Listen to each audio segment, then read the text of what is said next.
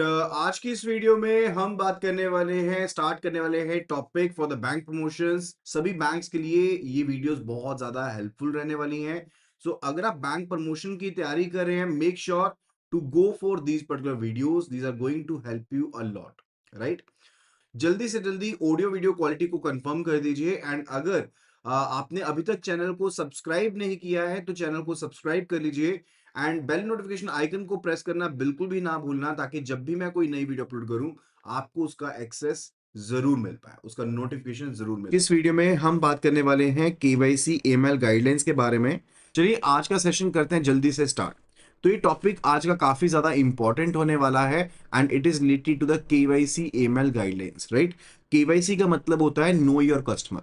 तो सिंपली आप इतना तो जानते ही हैं, बैंक में काम कर रहे हैं तो आप इतना जानते हैं कि जब कोई कस्टमर आपके पास अकाउंट ओपन करवाने आता है तो आप उनके डॉक्यूमेंट्स ऑब्टेन करते हैं, लाइक उनका Aadhaar card, PAN card, voter card, driving licence, whatsoever the KYC documents which are required under the law.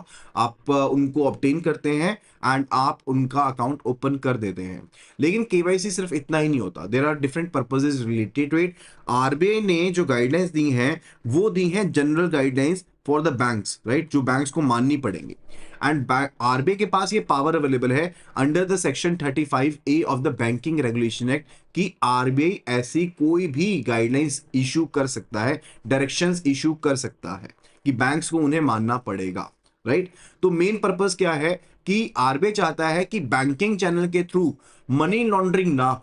कहीं ऐसा ना हो कि पैसा जो है उसे ब्लैक से व्हाइट किया जाए बैंकिंग चैनल का इस्तेमाल करते हुए, क्योंकि that is the major channel through which जो ब्लैक मनी है उसे व्हाइट मनी में कन्वर्ट किया जा सकता है।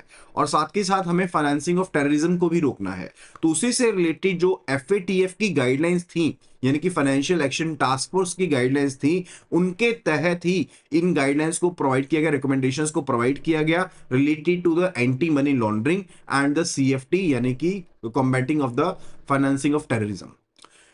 केवाईसी एएमएल के केस में देखें तो we are having the 4 pillars, 4 स्तंभ है केवाईसी के केस में। जो फर्स्ट पिलर है that's the customer acceptance policy, यानी कि कोई भी आप ऐसा अकाउंट ओपन नहीं करेंगे जो बेनामी अकाउंट है, जो फिक्टिशियस अकाउंट है, ऐसा अकाउंट ओपन नहीं करेंगे। अगर कहीं पर पर्सन अपनी आइडेंटिटी को वेरीफाई नहीं करवा रहा, उसको डिस्क्लोज नहीं कर रहा है, तो आप उस पर्सन का अकाउंट ओपन नहीं करेंगे।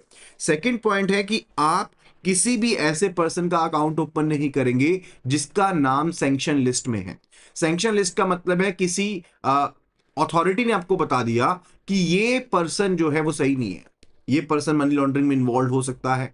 जैसे मान लो कि यूएपीए में नाम आ गया, ठीक है, अनलॉफुल एक्टिविटीज प्रिवेंशन एक्ट में नाम आ गया, या फिर एफआईयू की अलर्ट लिस्ट में नाम आ गया। एफआईयू होता है फाइनेंशियल इंटेलिजेंस यूनिट, या ईसीजीसी आरबीआई की क्वेश्चन लिस्ट में नाम आ गया, क्रिमिनल लिस्ट में नाम आ गया, जो कि इन्फोर्समेंट डायरेक्टरेट ने दी थी, अथॉरिटी ने दी थी। तो उसके केस में भी आप ऐसे पर्सन का अकाउंट ओपन नहीं कर सकते हो। This is the very first pillar of the KYC. Clear है? सेकंड जो है वो है सीआईपी। सीआईपी रहता है कस्टमर आइडेंटिफिकेशन प्रोसीजर्स।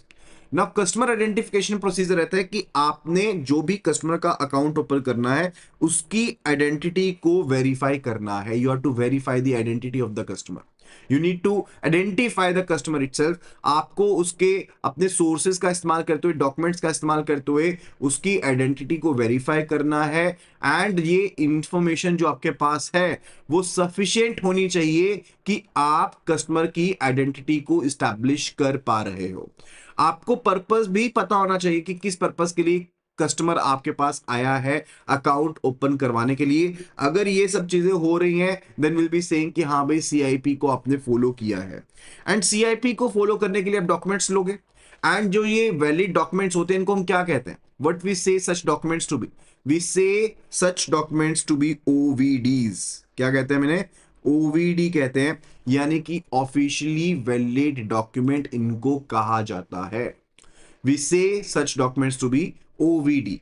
अच्छा, कितने ओवीडीज हैं? Anyone kindly do let me know at the earliest. जल्दी से जल्दी बताइएगा कितने ओवीडीज प्रेजेंट हैं? How many OVDs are there?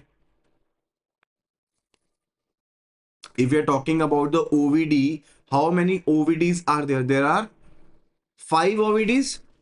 Yes, there are 5 OVDs. OVD होता है officially valid document, and 5 OVD हैं। पासपोर्ट है, ड्राइविंग लाइसेंस है, वोटर्स आइडेंटिटी कार्ड है, आधार कार्ड है, right, these are it. And इसके अलावा जो एनपीआर होता है, एनपीआर जो लेटर इशू की जाती है by the national population register, that is also an ओवीडी।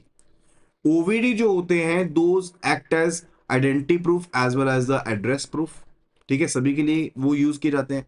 लेकिन जो आपके स्मॉलर अकाउंट्स हैं, जो छोटे खाते हैं, जो बिल्कुल जहां पर सिंपल केवाईसी होना चाहिए, उस केस में और भी ओवीडीज अलाउ किए गए, उनके बारे में भी हम पढ़ेंगे। फर्दर जो फोर्थ पिलर है, that is a risk management. Risk management होता है कि आपको रिस्क प्रोफाइल्स को मेंटेन करना पड़ेगा। अब रिस्क प्रोफाइल प्रोडक्ट बेस पर भी हो सकती है, कस्टमर बेस पर भी हो सकती है, राइट। जैसे मान लो कोई कस्टमर आपके पास आता है, अब वो कस्टमर मान लो पॉलिटिकली एक्सपोज पर्सन है, that will be of low risk और हाई रिस्क। वो लो रिस्क कस्टमर होगा कि हाई रिस्क कस्टमर होगा? एनीवन, जल्दी से बताइएगा।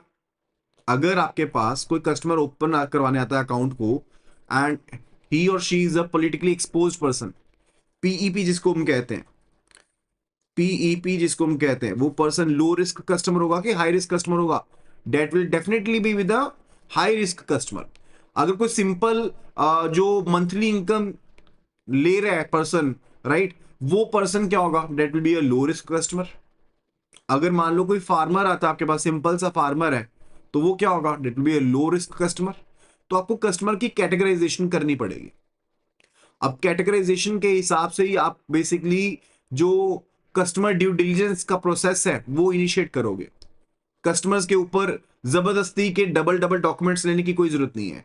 अगर कस्टमर लो रिस्क कस्टमर है, you can go for the simple documentation also, right. वो फर्दर हम पढ़ेंगे स्मॉल अकाउंट्स के केस में क्या क्या डॉक्यूमेंटेशन होती है।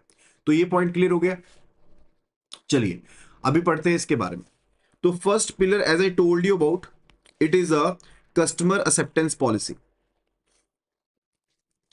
कोई भी अकाउंट जो है वो आप फिक्टिशियस नाम में ओपन नहीं करेंगे। कोई भी बेनामी अकाउंट जो है वो आप ओपन नहीं करेंगे, कोई जरूरत नहीं है बेनामी अकाउंट ओपन करने की।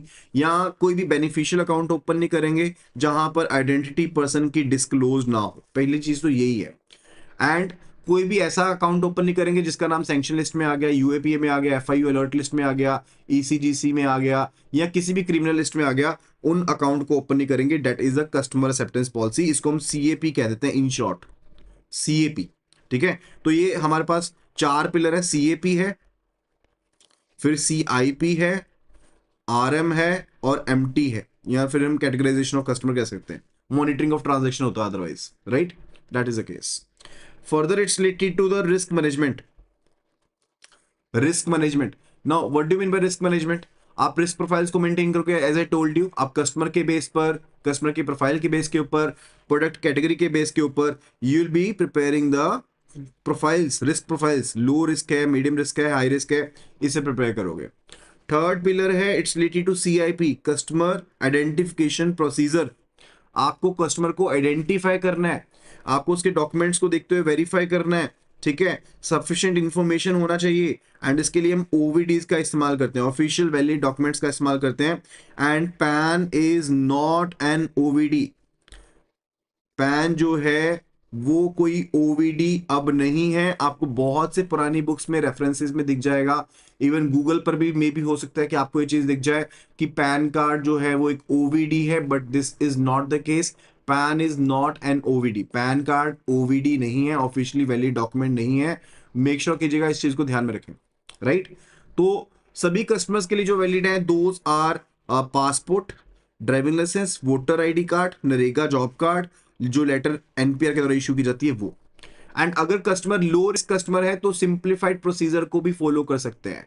अगर कोई फोटो आईडी कार्ड इशू के सेंट्रल गवर्नमेंट डिपार्टमेंट ने, स्टेट गवर्नमेंट डिपार्टमेंट ने, स्टेटरी रेगुलेटरी अथॉरिटी ने, पब्लिक सेक्टर अंडरटेकिंग्स ने, एससीबीज ने, वो भी वैलिड माने जाएंगे। Those are also valid. यानी कि कोई भी ऐसा डॉक्यूमेंट जो गवर्नमेंट अदारे ने इशू किया है, राइट, उसको भी हम शामिल कर सकते हैं, लाइक ओवीडी मान सकते हैं फॉर दोज पर्टिकुलर अकाउंट्स जहां पर कस्टमर लो रिस्क कस्टमर है।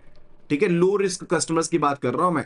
एंड सिंप्लीफाइड मेजर्स के लिए इवन जो यूटिलिटी बिल है, कोई बिजली का बिल है, टेलीफोन का बिल है, जो 2 महीने से ज्यादा पुराना ना हो, प्रॉपर्टी टैक्स की रिसीट हो गई, राइट, पेंशन आ रही है, फैमिली पेंशन मिल रही है, उसमें अगर एड्रेस मेंशन्ड है, अगर आपको गवर्नमेंट अथॉरिटीज ने लेटर ऑफ अकोमोडेशन दी है तो उस एड्रेस को कंसीडर कर सकते हो, ठीक है। इसके अलावा अगर गवर्नमेंट डिपार्टमेंट जो है फॉरेन ज्यूरिसडिक्शन का, उन्होंने कोई लेटर इशू करी है आपको, या फिर फॉरेन एम्बेसी ने लेटर इशू करी है, कोई स्टूडेंट आया आपके पास अकाउंट ओपन करवाने के लिए, तो उसे भी कंसीडर कर सकते हो, right. But PAN card is not an OVD, ये क्लियरली चीज बता दे रहा हूं फिर से, पैन कार्ड कोई ओवीडी नहीं है। The fourth pillar it is a monitoring of the transaction. I already told you the fourth pillar is the monitoring of transaction. तो एक है customer acceptance policy, customer identification process, risk management and the MT, that is a monitoring of the transactions. ये चार pillars हैं, exist करते हैं, right. तो monitoring of transactions क्या है कि आपको पैटर्न्स को देखते रहना पड़ता है, and the monitoring of the transaction is to be done on on going basis. आप लगातार ट्रांजेक्शंस को चेक करते रहते हो, you go and check the transactions on regularly basis. Monitoring continuous चलती रहती है कि कोई ऐसा पैटर्न तो नहीं है, कोई ऐसी अनयूजुअल ट्रांजैक्शन तो नहीं है, कोई लार्ज या कॉम्प्लेक्स ट्रांजैक्शंस तो नहीं है, थ्रेशोल्ड से ज्यादा अमाउंट की ट्रांजैक्शंस तो नहीं हो रही हैं। उन सभी ट्रांजैक्शंस को चेक करना पड़ता है। अगर एकदम से मान लो किसी पर्सन की टर्नओवर बहुत ज्यादा बढ़ गई, ट्रांजैक्शंस का अमाउंट बहुत बढ़ गया, तो उनकी रिपोर्टिंग होती है, that is a monitoring of the transaction to be done, right. And ये जो प्रोसेस होते हैं ना, customer identification procedure, risk management, right, MT, these are ongoing basis. ये ऑनगोइंग बेसिस पर होता है, ऐसा नहीं एक बार हो गया तो हो गया, ऑनगोइंग बेसिस पर है। कोई पर्सन पहले नॉर्मल पर्सन था, हो सकता है पॉलिटिकली एक्सपोज पर्सन हो गया, so it is to be done on ongoing basis. Regular intervals पर ये चीजें करते रहते हो आप, ठीक है। कई चीजों की फ्रीक्वेंसी कम होती है, कई चीजों की फ्रीक्वेंसी ज्यादा होती है, but we do it on ongoing basis. And there are 5 reports which are to be submitted to the FIU IND. FIU क्या होता है? FIU is a Financial Intelligence Unit. तो इंडिया का जो वेरिएंट है फाइनेंशियल इंटेलिजेंस यूनिट का, उसे हम कहते हैं FIU IND. We say it to be FIU IND. And FIU IND के पास आपको रिपोर्ट्स जमा करवानी पड़ेंगी, and these are the 5 reports which are to be submitted to the FIU IND. Very important, very much important. And ये 5 reports कौन सी हैं? पहली है CTR, that is a cash transaction report. पहली जो रिपोर्ट है that is CTR, cash transaction report. दूसरी है CCR, काउंटरफीट करेंसी रिपोर्ट। होता है ना, जाली करेंसी मिलती है, राइट, तो वो काउंटरफीट जो करेंसी आपको मिल रही है उसकी रिपोर्टिंग भी आपको करनी पड़ेगी, counterfeit currency report. STR, suspicious transaction report, suspicious transaction report. CBTR, cross border wire transaction report, जो क्रॉस बॉर्डर आप ट्रांजैक्शन कर रहे हो उनकी report. NTR, non profit organisation transaction report. अगर आप कोई भी ट्रांजैक्शन कर रहे हो नॉन प्रॉफिट ऑर्गेनाइजेशन के साथ, उसकी ट्रांजैक्शन रिपोर्ट जाएगी। एंड इनकी अलग अलग फ्रीक्वेंसी होती है, उसके अकॉर्डिंग इनको सबमिट करना पड़ता है। Like in the case of CTR, in the case of CTR, right, in the by the 15th of the next month you need to submit the report. मार्च महीने की रिपोर्ट है, 15 अप्रैल तक भेज दो। STR की बात करें तो इस केस में होता है with in 7 days of finding any suspicious activity. कोई भी सस्पिशियस एक्टिविटी लग रही है, मान लो कस्टमर जस्ट आपकी ब्रांच में आया, अभी उसने अकाउंट भी नहीं ओपन किया, लेकिन he is giving a suspicion to you कि भाई मुझे 4 करोड़ रुपए जमा करवाने हैं, लेकिन मैं किस तरह से जमा करवाऊं कि रिपोर्टिंग ना हो, कोई मेरा पैसा बच जाए, ठीक है। तो ऐसा पर्सन भी अगर आप रिपोर्ट कर दो, and you are to report your nodal officer. आपने सीधा FIU IND के पास चले जाओगे, आपको अपने नोडल ऑफिसर को बताना है, नोडल ऑफिसर फर्दर रिपोर्टिंग करेगा, right, but that reporting is done under STR। और सस्पिशियस ट्रांजैक्शन रिकॉर्ड रिपोर्ट के अंदर आपको विद इन 7 days रिपोर्टिंग करनी होती है। You have to report within 7 days of the period, right? So that's the case. And CTR के case में काफी इंपॉर्टेंट चीज है एक, वो आपको बता देता हूँ यहीं पर, पहले कंफर्म उसको डिस्कस कर लेते हैं. In the case of CTR एक एग्जांपल के थ्रू करते हैं कवर, तो ज्यादा बेटर वे में समझ पाएंगे. लेट्स से द केस कि कस्टमर ए है एंड इनका प्रोप्राइटरशिप फर्म है. तो एक इनका प्रोप्राइटरशिप अकाउंट है और एक इनका सेविंग फंड अकाउंट है. अब सीटीआर के केस में ये होता है कि अगर आपने ट्रांजैक्शन करी, मंथ में ट्रांजैक्शंस करी आपने, मंथली बेसिस पर ये रिपोर्ट होती है क्योंकि मंथ का ही हम टाइम होराइजन देखते हैं, एक महीने का, राइट? तो अगर इस पर्सन ने टोटल अमाउंट जो डिपॉजिट किया एक ही बैंक के अंदर मल्टीपल अपने अकाउंट्स में, तो अगर वो अमाउंट एक्सीड कर गया 10 लाख से, अगर वो अमाउंट 10 लाख से ज्यादा एक्सीड कर गया, तो उसकी रिपोर्टिंग करनी पड़ेगी. Then the reporting is to be done to the FIUIND. Clear है पॉइंट? सो दीज जो ये डिपॉजिट्स इसने करे हैं, ठीक है, जो इसने डिपॉजिट्स करे हैं, कैश ट्रांजैक्शंस करी हैं, वो 10 लाख से ज्यादा कंबाइंडली होती है सभी अकाउंट्स को मिला करके. अब प्रोप्राइटरशिप अकाउंट के केस में और सेविंग फंड अकाउंट के केस में इसका जो कैपेसिटी है that is all same, capacity तो सेम है. अब इस पर्सन ने ट्रांजैक्शन कर दी, लेट से इसने 6 लाख जमा करवाया अपने प्रोप्राइटरशिप अकाउंट में, राइट? एंड 5 लाख जमा करवा दिया इसने अपने सेविंग फंड अकाउंट में. तो ओवरऑल जो लिमिट थी वो एक्सीड कर गई, थ्रेशोल्ड एक्सीड कर गई 10 लाख की. So this is to be reported, this is CTR. So threshold क्या है? Amount exceeding 10 lakh rupees in single month. It could be related to multiple accounts of the same bank. Okay, right? That will be all about today video. आज की video में सिर्फ इतना ही. I hope कि आपने सभी टॉपिक्स को अच्छे से समझा होगा. अगर किसी भी तरह का डाउट है तो you can be letting no in the comment section. And further do download the application from the link IIBF24/app. And अगर आप iOS यूजर हैं, it will be asking for the ORG code which is GEGKT. So just do download the application and start your preparations. Thank you so much and see you again in the next video.